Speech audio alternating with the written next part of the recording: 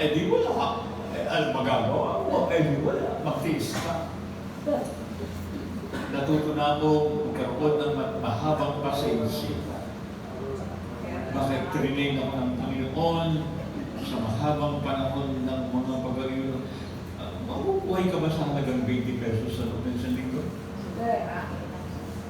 Bumili ka lang ng sabon, paglabang mo doon, wala na yung 20 pesos. Kaya kong mabuhay ng gano'n. Alam niyo, dinita ako ng Lord sa bundok. Doon sa bundok, natutunan kong kumain ng ahas. Natuklasan ko yung ahas, ang sarap pala. Pag pinirito mo pala yung ahas, mas masarap pa siya sa piritong native na manok. Maghanap tayo bukas. Ang sarap! Yes! Iwala ka. Natutunan kong kumain ng bayawak. Ang sarap pala ng bayawak pagka niluto mo sa ginataan. Ay, Diyos ko po naman.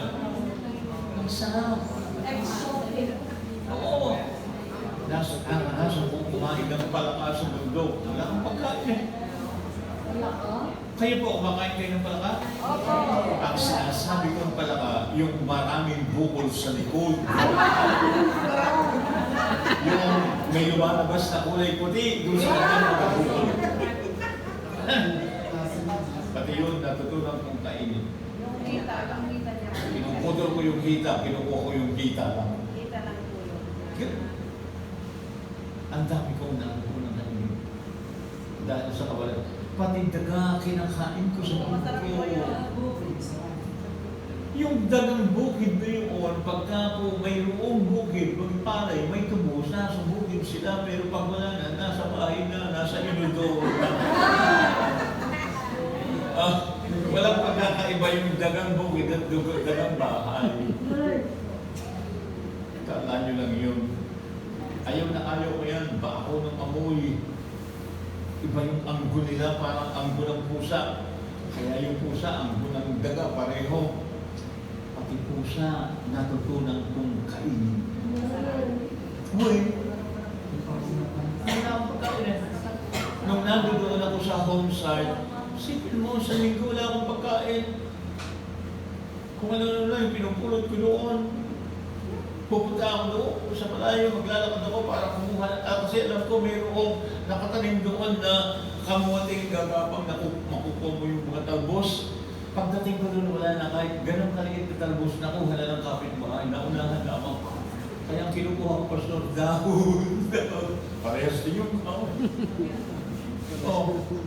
Ang hirap ng buhay. Kasi nga, yung consequences nung aking ginawang kasalanan. Hindi isang linggo yun. Hindi isang buwan yun. Mga taon yun. Mga taon ng pagdurusa at paghihirap. Alam mo? Kaya huwag nyo na akong gagayahin, ha? Kayo din. Gusto nyo magduso yung katulad ng aming dinaanan. Bahala kayo. Hello po. Ganon. Yan sa hanggang isang araw, may naligaw naman ako sa loob ng bahay.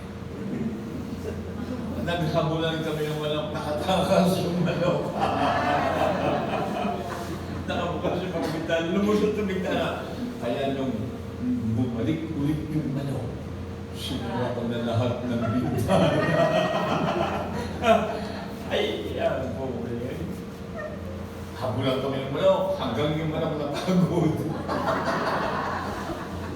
Sumiksik yung manok na ganun.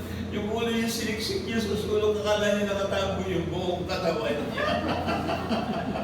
Ay, hindi nadampot ko yung manok. Maingat, para hindi makapag-ibigay ng Pasko yung ulo. Natay niya manok. Yung araw na yun, kumain ako ng adobong manok.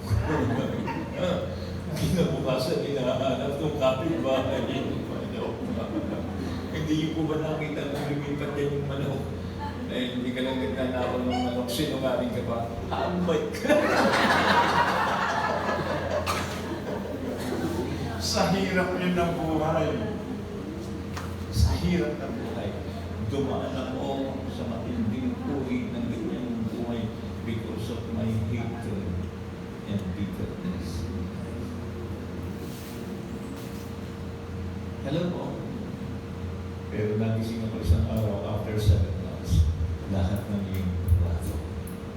Nagkaroon ako ng kalayaan sa buhay ko na hanggang ngayon ay nagpapasaya sa akin. Walang kalamutan. Ang meron ako, kagalak. Joy, peace, hallelujah. Ang meron ako, hindi kasalanan, righteousness of God. Nagkakaintindihan po ba tayo?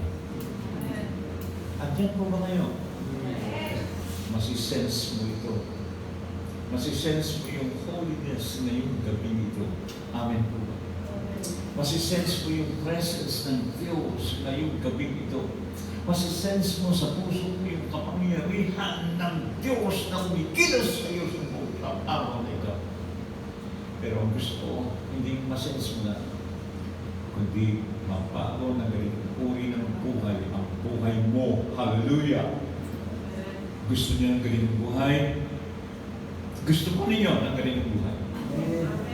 Prayer and fasting. Makalaya sa stronghold ni Satan. Amen po ba? Matagal ko nang tinuturo ito. Pero iilan lang ang nakakaabot nito. Bakit? Dahil iilan lang ang sumusunod dito sa ganitong uri ng direksyon ng buhay Kristiyano. Maraming Kristiyano ayaw magayuno. Takot magulo. Mahal yung self-life. Mas gusto nilang busog. Ayaw nilang tularan ang halimbawa ni Kristo. My will is to do the will of my Father and to feast. Dito ko nagbubuhay. Ang pag-aayuno para kay Kristo ay buhay. Ang kamatayan sa lumang pagkatao, ito ang magdadala sa inyo ng buhay para kay Kristo. Ito ang babago ng inyong pagkatao. Ang ating weapon against the old man is prayer and fasting. Hallelujah.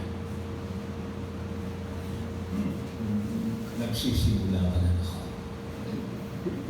Hindi pa ako tapos. Ito po ay, kumbaga, introduction pa lang. Hallelujah.